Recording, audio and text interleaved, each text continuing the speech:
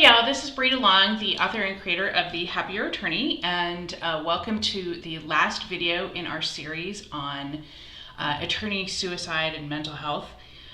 This is the channel where we post content, I post content, about how we can create a practice and a life that fits us. And this month we are focusing on mental health, but specifically the fact that there have been a lot of suicides in our profession. We are 6 times more likely to kill ourselves than other professions. In January, 4 attorneys in Kentucky killed themselves. And it's about time that we stop this absurdity, okay? The following, I'm gonna do a rant, quite frankly, and it's gonna target us, the Bar Association, and judges, okay? I'm not going to be disparaging judges. I'm going to be asking questions that maybe we could do a little bit better. And maybe we don't pass the buck to everybody else and say it's not my problem, okay? Because people are dying. Our colleagues are literally dying. So this is my opinion.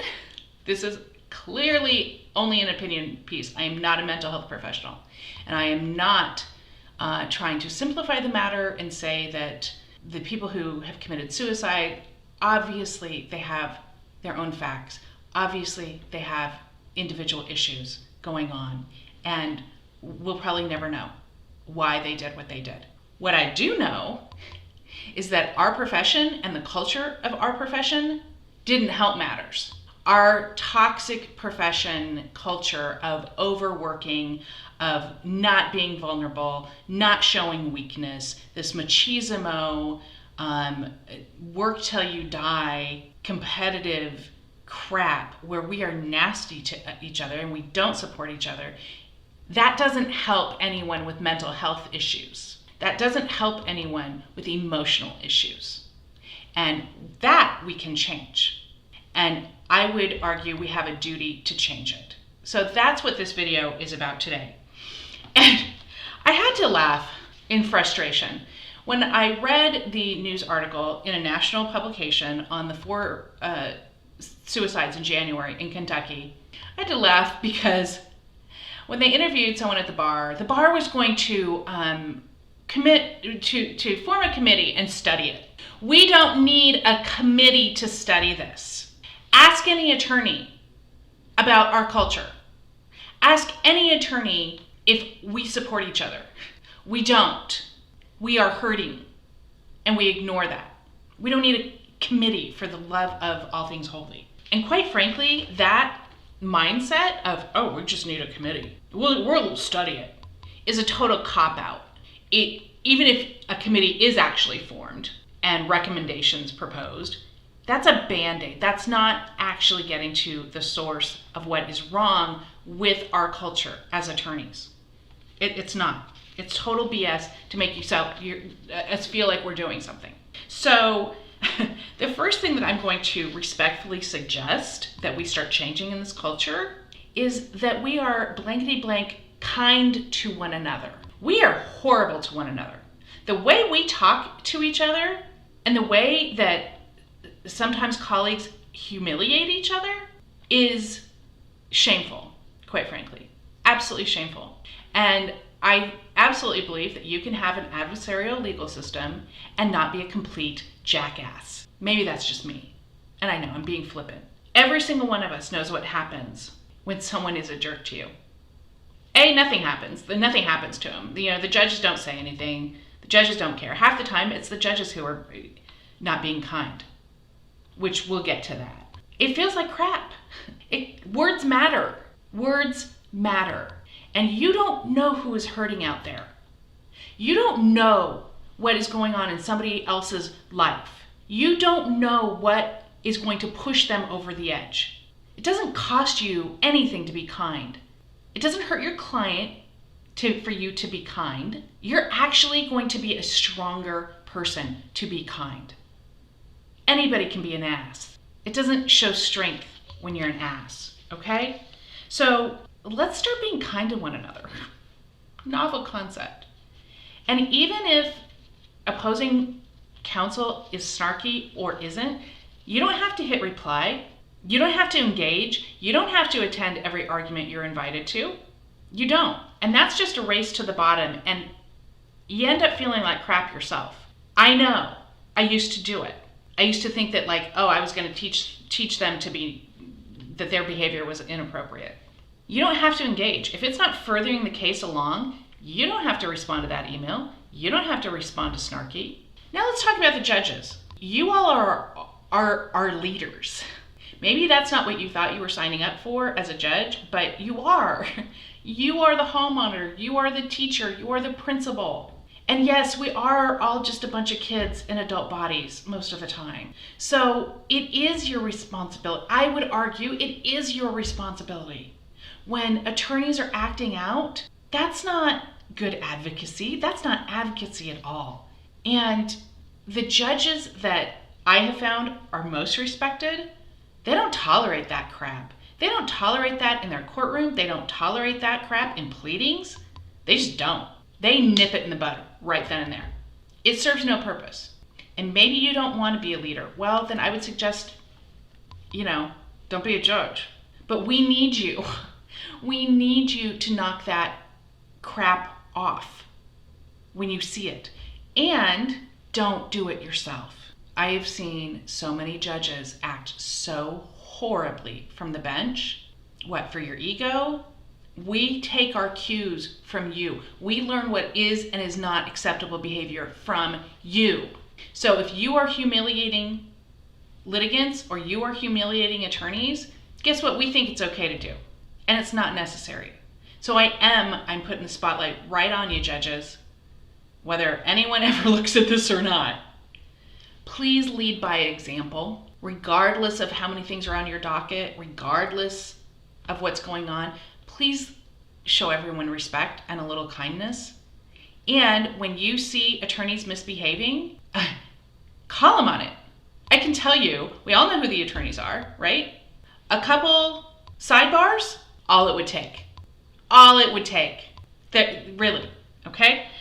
In addition to being kind, let's really look at these values. And the more of us that say enough, no, we aren't going along with this anymore. We are not going to overwork. We are not going to be okay with inappropriate behavior. We're not going to overlook inappropriate behavior.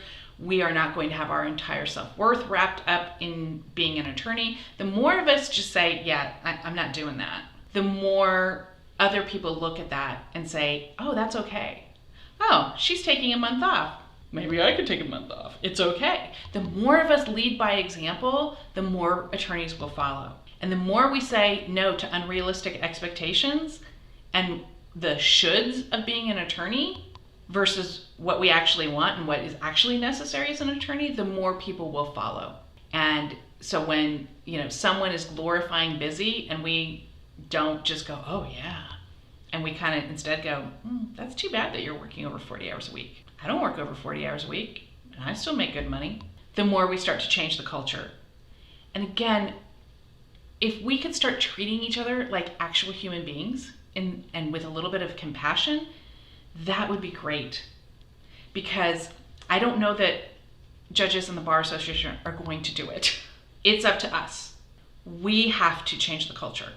And for those in the Bar Association who may ever see this, I would kindly ask, what are you actually doing to address this issue?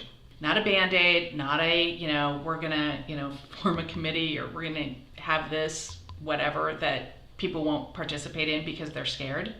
What are you doing to change the idea that we have that the Bar Association is just here to eat their young, just here to discipline us? That if we get on your radar when we need help and you say, oh, we'll help you with the Bar Association assistance program, that's actually not going to hurt us, okay? So just a little word from the masses here. The Bar Association could do a lot more than they're doing, and so could judges. But again, if we as attorneys start saying, yeah, we're not going to ascribe to those values anymore. Actually, that's really weird. It's really weird that you want to work 80 hours a week. No, a billable requirement of 2,900 hours a year is not okay. The more it changes, it starts with us. It has to start with us. It has to start with you. Today, how are you going to respond to that opposing counsel who's an ass? How are you going to respond when it's clear somebody's having a hard time? Are you going to be the typical attorney and even maybe try and use it to your advantage? Or are you, going to act like a compassionate human being? You're not going to hurt your clients, okay? This adversarial system does not mean that we can't be human beings. It really, really doesn't. And it starts with us. And this is not going to end well for a lot of attorneys. And quite frankly, we need to start changing it pretty quickly. In Arizona, and I believe one other state, just change the rules so that non-attorneys can own law firms. That's going to be a game changer, because how we're doing it ain't working real well, by the way. So we need to change this culture or we're going to be in real trouble. So that's my 2 cents, my rant. Just today, it starts with us. What am I going to do today? How am I going to behave today? How am I going to treat people today? Am I going to be kind? And yes, you can still do your job. Yes, you can still advocate for your client and be kind. And if you don't think that it's possible to do that, then maybe you need to up your skills. Sorry. I know, as I'm not being so kind, right? So that is my challenge today. I would ask if you got any value out of this or thought anything about it. Subscribe, hit like, do all of the things so that other attorneys can watch this and at least start a conversation. How is this working for us? We are literally killing ourselves. Not just talking about the suicides. How is this culture of ours contributing to us attorneys drinking, overworking, taking drugs, and all of the other things? And can we do something about that? Yeah, and it starts with us. And not accepting this culture norm anymore. So thank you for listening, and we'll see you next month. And as always, if anybody has any questions about my work, check out breedalong.com. Take care.